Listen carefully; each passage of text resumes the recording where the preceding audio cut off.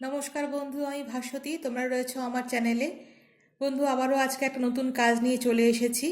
এটা একটা তৈরি করা ব্লাউজের পিঠের এটা পিঠেতে গুজরাটি কাজ হচ্ছে। আর এটা হাতেতেও গুজরাটি কাজ, দুটো হাতেতেও গুজরাটি কাজ হয়েছে। আমি ব্লাউজের পিস যখন ছিল তখন এই হাতা দুটোর কাজ আমি শেষ করে ফেলেছিলাম। আর তারপরে ব্লাউজটাকে বানিয়ে নিয়েছি। নেওয়ার পরে এই পিঠের কাজটা আমি শুরু করেছি। তো পিঠটা অনেকটাই বলতে গেলে পুরোটাই শেষ হয়ে এসেছে। তবুও একটু আমি কি করে এই গুজরাটি কাজটা পিঠের করেছি সেটা তোমাদের কাছে দেখাবার জন্য আজকে চলে এসেছি। একটুই ছোঁয়া থাকলো। আমি পরবর্তী সময় যখন নমুনা তৈরি করব তখন আমি তোমাদের কাছে একেবারে শুরু থেকে শেষ পর্যন্ত কি করে করছি সেটাকে দেখাবার চেষ্টা করব। কিন্তু যেহেতু এটা একটা রেডিমেড ঠিক নয়, মানে তৈরি করা ব্লাউজে কাজ হচ্ছে, অর্ডারের কাজ, তাই জন্য এটা আমি করতে করতেই ভিডিওটা করলাম, করে তোমাদের কাছে আমি দেখাবার চেষ্টা করছি। তো আমি এটা একটা ক্রিম কালারের ব্লাউজ পিস ছিল। এটাতে আমি খয়েরি অ্যাঙ্কার সুতো নিয়েছি 2 পলতা, আর ছুঁচ ব্যবহার করেছি 7 নম্বর। তো চলো বন্ধুরা, একটু দেখে নেওয়া যাক আমি এই কাজটা কিরম করে করেছি। ফ্রেমটা হয়ে গেছে, এইবারে এটা ফিল আপের কাজ করছি। আমি আবারও বলছি, আমি যখন নমুনা তৈরি করব তখন আমি তোমাদের কাছে দেখাবো যে কি করে করতে হবে সেই জিনিসটা। তার আগে আমি একটা কথা বলে নিতে চাই। এটা তোমাদেরকে বলছি বলে নয়, এটা আমি নিজে বলছি। কারণ ভবিষ্যতে যখন আমি নিজের ভিডিওগুলো নিজেই দেখব তখন আমি নিজে বলতে পারবো, বুঝতে পারবো যে কি করে করতে হচ্ছে। বলে রাখি তোমাদের, এই যে মাথায় যে মুকুটগুলো, এই মুকুটগুলো যখন বাঁ দিক থেকে স্টিচ হাতে আসবে তখন প্রথম পর্যায়ের যে সুতোর প্যাঁচ সেটা তলা দিয়ে যাবে। মুকুটের ক্ষেত্রে বাঁ দিক থেকে এলে তলা দিয়ে আসবে। আর যদি ডান দিক থেকে পাওয়া যায় স্টিচটা হাতে, তখন সেটা এই মুকুটের যে স্টিচগুলো সেগুলো উপর দিয়ে আসবে। আঁকার উপর নির্ভর করছে, সবসময় তো বলে দেওয়া যায় না যে আমি স্টিচটা বাঁ দিক দিয়েই পাবো বা আমি স্টিচটা ডান দিক দিয়ে মুকুটের কাজ পাবো, তা তো বলে দেওয়া যায় না। করতে করতে বোঝা যায় ডান দিকে যাব না বাঁ দিকে যাব। তাই নিজের সুবিধের জন্য, নিজে পড়াশোনা করাবার জন্য এটা নিজে বলছি। যখন বাঁ দিকে মুকুটের কাজ হাতে পাবো তখন কিন্তু মুকুটের প্রথম পর্যায়ের গুজরাটির যে প্রথম স্টেপ, সেখানে কিন্তু এই মুকুটের কাজগুলো, স্টিচগুলো সব তলা দিয়ে আসবে।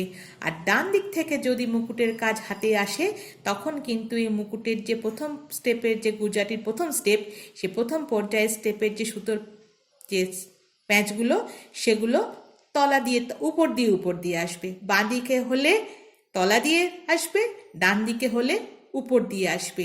এইভাবে যদি করা যায় তাহলেই কিন্তু গুজরাটি একেবারে পারফেক্ট হয়। আমি অনেক ক্ষেত্রেই নিজেকে প্রয়োগ করে দেখেছি কি করে করলে এটা আমার মাথাতে গেঁথে যাবে। সবসময় যে কোনো জিনিস করাতে মনে রাখতে হয় মাথাতে কি করে জিনিসটাকে আমি মানে স্টোর করে রাখবো।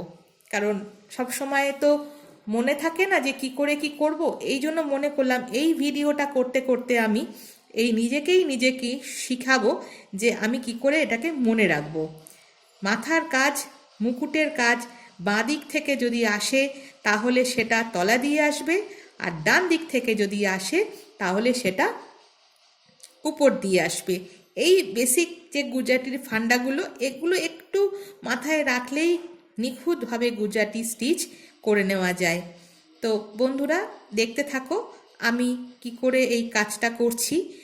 আসলে এটা নমুনা নয়, এটা একটা একদম পারফেক্ট নিখুঁতভাবে করা ব্লাউজের উপরে কাজ।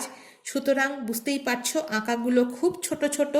এখানে ভালো করে গুজরাটি দেখাবার পরিস্থিতি থাকে না।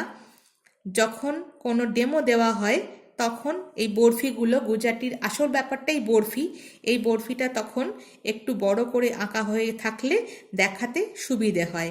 কিন্তু যেহেতু আমি এটা আমার নিজের কাজটাই তোমাদের কাছে শেয়ার করছি, তাই জন্য আমি কি করে করছি সেটা আর দেখাচ্ছি না, শুধু করাটাই আমি করে রাখছি, এটা নিজেকে নিজে দেখানোর জন্য।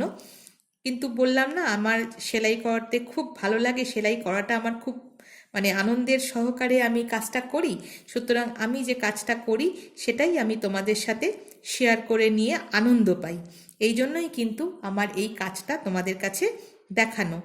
আমি অবশ্যই করে ডেমো যখন তৈরি করব, তখন আমি বড় করে এই বরফিগুলো এঁকে আমি কি করে লাইন্স করেছি, অবশ্য আমার চ্যানেলে আগেও আমি আপলোড করেছি, কিন্তু তাহলেও বারবার করে করলেও তো ক্ষতি কিছু নেই, দেখতে ভালোই লাগে, খারাপ লাগে না।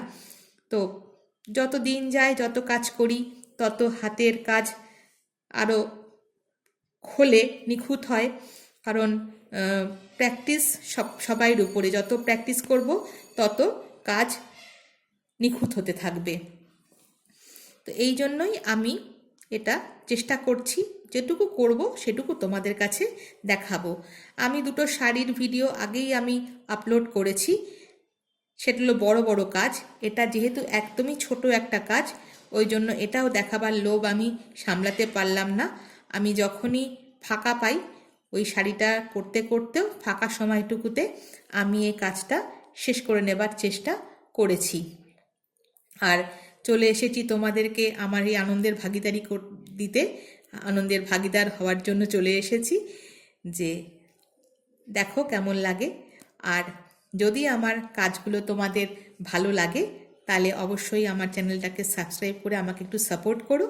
আর যদি খুব ভালো লাগে তাহলে বন্ধুদের সাথে শেয়ার করতেও পারো, কমেন্ট করে জানাতেও পারো, আর অবশ্যই একটা লাইক দিতে পারো।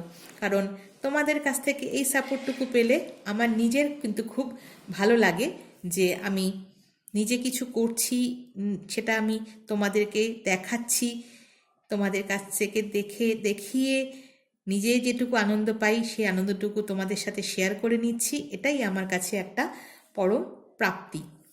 তো কথা বলতে বলতে আমি বেশ কিছুটা করে এনেছি। আমি ভিডিওটাকে আর বড় করলাম না, কারণ এটা তো আর শেখাবার জায়গায় নেই। আমার নিজের করা কাজটাই আমি একটু তোমাদের সাথে শেয়ার করে নিলাম, তাই জন্যই আমি ভিডিওটাকে এখানেই আজকে শেষ করছি। আবারও তোমাদেরকে বলছি, তোমরা সবাই খুব ভালো থেকো, আর আমাকে একটু পারলে সাপোর্ট করো। ততক্ষণ পর্যন্ত বন্ধুরা, টাটা, সবাই খুব খুব খুব ভালো থাকবে।